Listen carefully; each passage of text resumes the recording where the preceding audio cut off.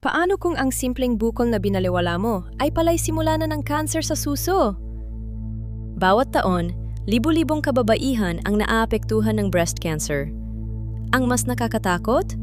Marami ang nalalaman lamang nila ang sakit kapag ito ay nasa huling yugto na. Ngunit narito ang magandang balita. Kapag natuklasan ng maaga, mas mataas ang tsansa ng matagumpay na paggamot at paggaling. Kaya bago ka mag-scroll, panuurin mo muna ang buong video na ito. Dahil maaring may mapansin kang sintomas na hindi mo alam na konektado na pala sa breast cancer. At huwag kalimutang mag-subscribe sa aming channel para sa mas marami pang health tips na maaring makapagligtas ng buhay. Ano ang kanser sa suso? Ang breast cancer ay nangyayari kapag ang mga selula sa dibdib ay nagsimulang dumami ng hindi mapigilan. Karaniwang nagsisimula ito sa mga milk ducts o milk glands ng suso. Habang lumalala, maaari itong kumalat sa lymph nodes at iba pang bahagi ng katawan gaya ng buto, baga, atay at maging sa utak. Ito ang dahilan kung bakit napakahalaga ng maagang pagtuklas. Zero babalang senyales ng breast cancer isa. Bukol sa dibdib ito ang pinakakaraniwang unang sintomas. Karaniwang matigas, hindi pantay ang hugis, at kadalasang hindi masakit. Ngunit tandaan, hindi lahat ng bukol ay cancer. Gayunpaman, lahat ng bagong bukol ay kailangang ipasuri agad. 2. Pagbabago sa balat. Napapansin mo bang parang balat ng orange ang iyong dibdib? O kaya naman ay may maliliit na lubog sa balat? Isa itong posibleng senyales na may nangyayaring abnormal sa ilalim ng breast tissue. 3. Pagbabago ng hugis o laki ng dibdib. Kung biglang lumaki, lumiit, o naging hindi pantay ang dalawang suso nang walang malinaw na dahilan, huwag itong ipagwalang bahala. 4. Biglang paglubog ng utong. Kung dati ay normal ang iyong utong, ngunit bigla itong pumasok paloob o nagbago ng direksyon, maaaring kailangan itong ipasuri. 5. Pamumula o mainit na dibdib. May mga uri ng breast cancer na nagdudulot ng pamumula, pamamaga, at pakiramdam na mainit ang dibdib. Ito ay maaaring sintomas ng inflammatory breast cancer, isang agresibong uri ng sakit. 6. Pagbabalat o pagkatuklap ng balat sa paligid ng utong. Kung ang balat sa paligid ng utong ay nagbabalat, nagbibitak, o paulit-ulit na nangangati, huwag basta isiping simpleng allergy lamang. 7. Hindi maipaliwanag na pananakit. Bagamat maraming breast cancer ang walang sakit sa umpisa, may ilan ding nagdudulot ng tuloy-tuloy na pananakit sa dibdib o kilikili. 8. Pamamaga sa kilikili. Kapag lumaki ang lymph nodes sa kilikili, maaaring ito ang unang senyales na kumakalat ang cancer. 9.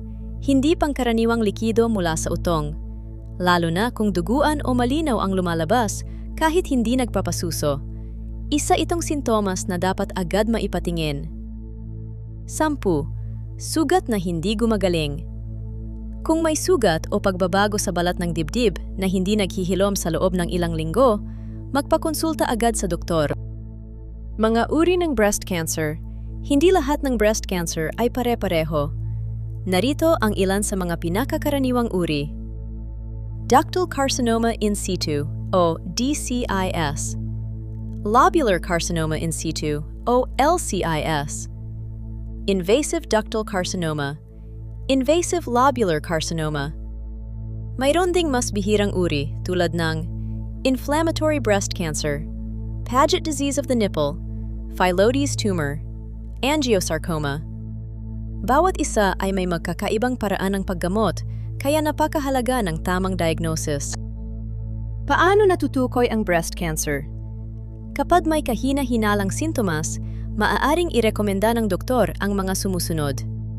Mammogram. Ito ang pangunahing screening test para makita ang maliliit na bukol bago pa ito maramdaman. Breast ultrasound. Ginagamit upang malaman kung ang bukol ay puno ng likido o solid. Breast MRI. Mas detalyadong imaging, lalo na sa mga high-risk na babae. Biopsy. Ito lamang ang tanging paraan upang makumpirmang cancer ang isang bukol. Maaari ring isagawa ang hormone receptor testing, HER2 testing, at genomic testing upang malaman ang pinakamabisang paggamot. Ano ang maaring mangyari kapag hindi naagapan? Kapag napabayaan ang breast cancer, maaari itong kumalat sa buto, baga, utak, atay. Maaari rin itong magdulot ng matinding pananakit, pamamaga ng braso o lymphedema, paulit-ulit na impeksyon, at sa pinakamatinding kaso, pagkamatay. Ito ang dahilan kung bakit napakahalaga ng maagang pagpapasuri. Ano ang nagpapataas ng panganib? Hindi pa lubusang alam ang eksaktong sanhi ng breast cancer. Ngunit may mga salik na nagpapataas ng panganib gaya ng pagkakaroon ng BRCA1 o BRCA2 gene mutation, pagkakaroon ng kamag-anak na may breast cancer, pagtanda, hormonal factors, labis na timbang, kakulangan sa pisikal na aktibidad, pag-inom ng alak. Ang pagkakaroon ng risk factor ay hindi nangangahulugang magkakaroon ka ng breast cancer, ngunit maaring tumaas ang panganib. Mahalagang paalala.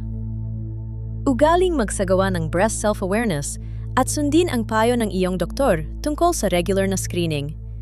Ang mammogram ay karaniwang inirerekomenda batay sa edad at personal na panganib, kaya mahalagang kumonsulta kung kailan ito angkop para sa iyo.